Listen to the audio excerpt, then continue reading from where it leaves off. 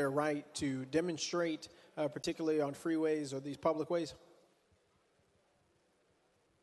Representative Barrett. Thank you, Representative. This bill applies to any intentional blocking of a highway, freeway, street, passageway, bridge that is unauthorized and unlicensed. Representative Pearson. Okay, so if you do it unintentionally, this would not apply. Representative Barrett. That's correct. In the body of the bill, it says intentional.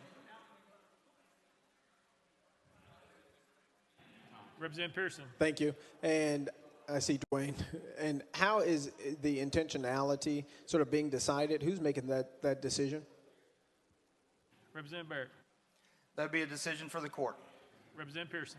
Thank you, Speaker and sponsor. I'm concerned with this legislation, particularly because in more than a couple instances in our district, in District 86, we've had people who are protesting for their rights.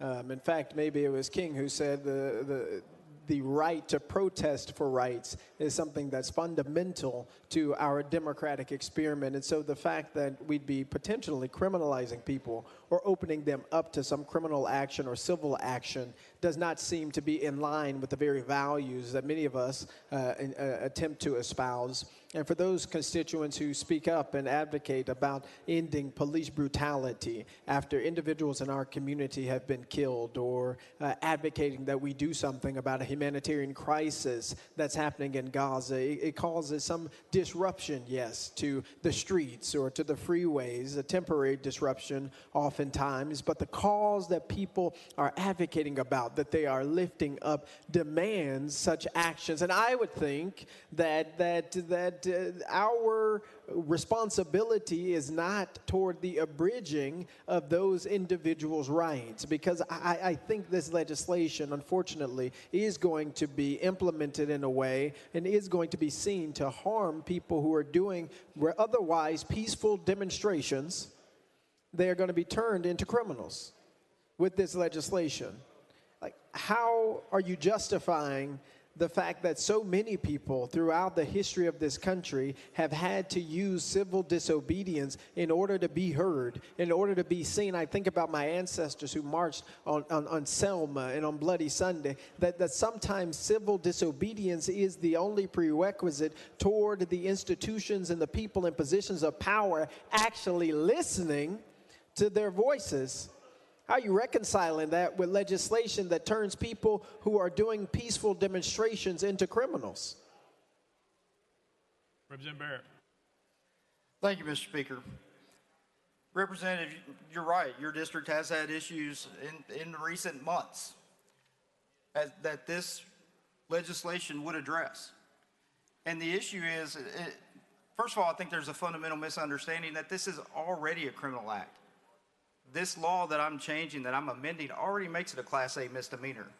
So people that do the types of things that you're talking about without authorization, without a license to do so, that are intentionally blocking highways, roadways, streets, access to airports, access to hospitals, bridges over the Mississippi River, whatever the case may be, they're already committing a crime.